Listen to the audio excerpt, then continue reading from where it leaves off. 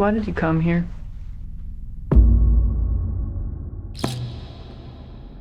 I work with my uncle. You scared of him? Oh, he's the nicest man in the world.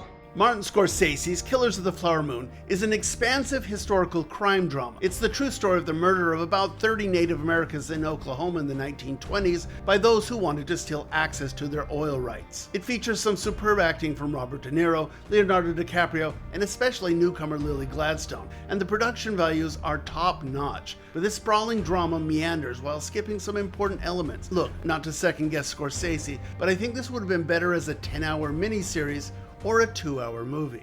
Change happens faster than when you were young. This company is now a gender-neutral, carbon-neutral 21st century lifestyle brand. I don't know what any of that means. If you like comedian Bill Burr, you might enjoy his directorial debut, Old Dads, where he plays a man struggling in a politically correct world. This is similar ground to what Burr deals with in his stand-up comedy, although it feels like he's pulling his punches in this movie. Why is betrayal an important concept to you? It has a long family background. This week we also get a few interesting documentaries. The Pigeon Tunnel is the last interview of Cold War spy novelist John le Carré. Filmmaker Earl Morris always makes fascinating documentaries, but truthfully I found this one a little bland. Growing up here on Silver Dollar Road was so magical. And finally, Silver Dollar Road is the very interesting and a little bit messy look at one family's struggle to protect their land from developers, and the two men who went to prison for refusing an order to abandon their homes. Okay, yeah, this is our beach. This is our land. Right? This is our water, our club, everything. And that's what's new this weekend at the movies. I'm Sean McBride, the movie guy. The man to my right needs no introduction. He's Sean McBride, the movie guy. You knew that before I even said a word about it. But he's here today to preview some movies that are coming to theaters near you. Some of these are more anticipated than others. And in my mind, whenever you throw some of these big names we're about to talk about, you can either have a really good film or you can have a film that doesn't meet expectations, or you can have a dud. All of those are possibilities, even when you're throwing out some of the best filmmakers and some of the greatest actors of our time. When you put Robert De Niro in, with Leonardo DiCaprio, in with a director, Martin Scorsese, you would think naturally, this has got to be the best movie ever. But let's be honest, not all Martin Scorsese movies have been terrific. Some of them have been not well received. And quite frankly, I didn't like his last one, The Irishman, so we didn't know what we're going to get here on. We're talking about Killers of the Flower Moon. I was about to get there. Killers of the Flower Moon, which has been a book that got wide acceptance and was well read, and has now become a movie. And again, it's always the problem.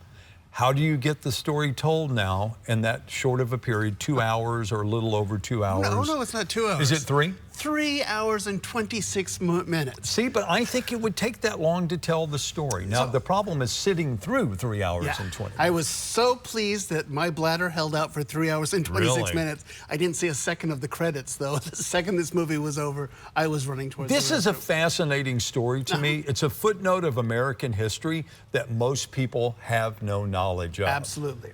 Yeah, set up against, in the 1920s, it's the Osage Nation. They're put on a reservation, but they discovered oil on their land. And so suddenly everybody in the tribe gets a piece of the land rights. And so they're suddenly very, very wealthy.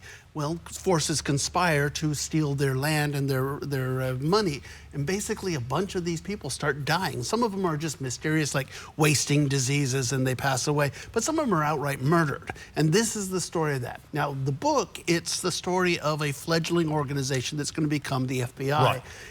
But Scorsese's not interested in lawmen. He's always more interested in villains. Sure. And so this is a movie where we get Leonardo DiCaprio as a young man coming home from World War I. He goes to work for his uncle, played by Robert De Niro, and he meets this woman and kind of falls in love with her, Lily Gladstone. There, she is just a native woman. He gets married, they have kids, but all of her sisters and her mother, they all start dying. And so it becomes a question, can she survive, or is she next? Because, you know, when she dies, who gets the rights to her land? And so, right.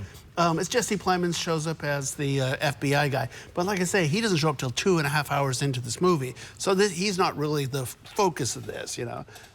Look, like I said, this is an interesting movie. Like you said, it is a great setup. I think this is really a fascinating thing. Very violent. It's Martin Scorsese. You can expect that. Great acting.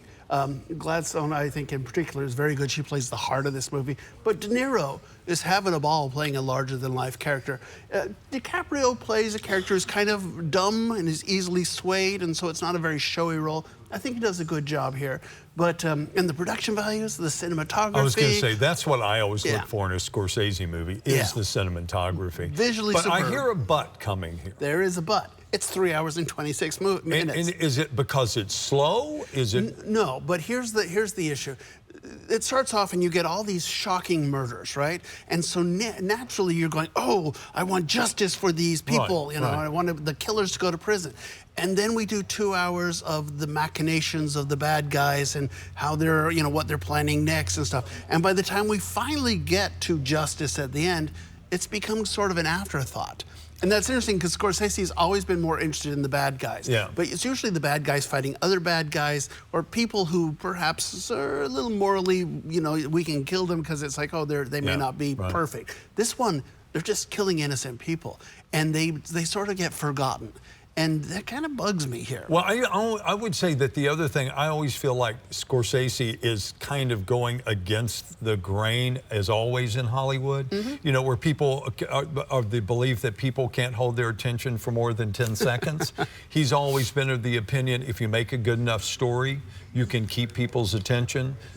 Hence 3 hours and 20 minutes. And you can look at his other movies as well to find the kind of the same thing. It certainly has plenty of pace. It goes well. But like I said, by the end of 3 hours and 20 minutes, my head, my heart, they decided kind of checked out. So, there, okay. So here's the irony is I think this is a better movie if it's focused down to a 2-minute, because there's a lot of stuff that I didn't need to see, or if it's expanded into like a 10-hour miniseries, because there's a lot of stuff also that I wanted to see that didn't end up this. So he hates television. But by far, this is the movie of the week, right? Absolutely. I mean, it's the one everybody will want to see. This week and next week, you know. So except for the Taylor Swift one. So you know. Yeah, well, we won't go there. We've already explored that, and it's already made more money than anybody can imagine. Yep.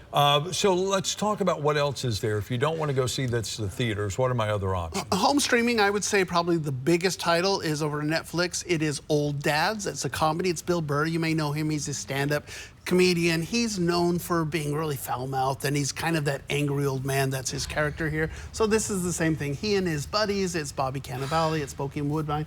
They are 3 guys who are struggling to live in a modern world where everybody is woke and politically correct and doing things that they, hate.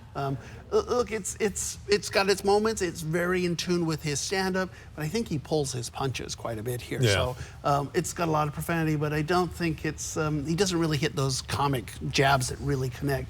But it's got its moments. I enjoy some of it. And then we're coming into a time of the year when you start to see documentaries roll out because you want to get them out before award season comes, right? and voting, and you need to get them out soon enough so the critics will watch them before the big heavy hitters show up and their things. But hey, look, we have 2 this week. The one that I think is probably the most notable is called The Pigeon Tunnel, and this is a documentary from Earl Morris. A lot of people know him and are fans of his work.